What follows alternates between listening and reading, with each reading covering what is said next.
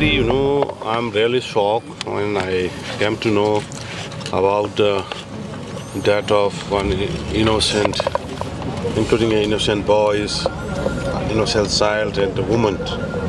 And I strongly condemn in the strongest terms this, and I use the term terrorist. And I am sharing my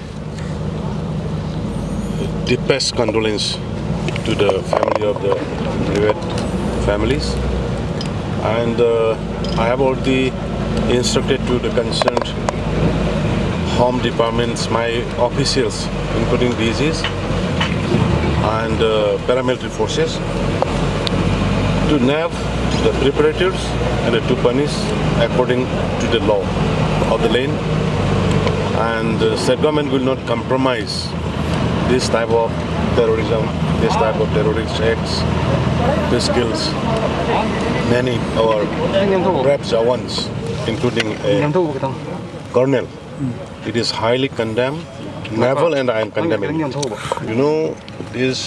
We're having around 390 kilometers along with the Myanmar, and seeing the sensibilities. Indian Home Ministry has already started fencing in the forest area, in the vulnerable areas. And right now, 40 kilometers of border fencing is on. And there is some dispute, so that is why the fencing is stopped in the disputed area, but in other part is going on.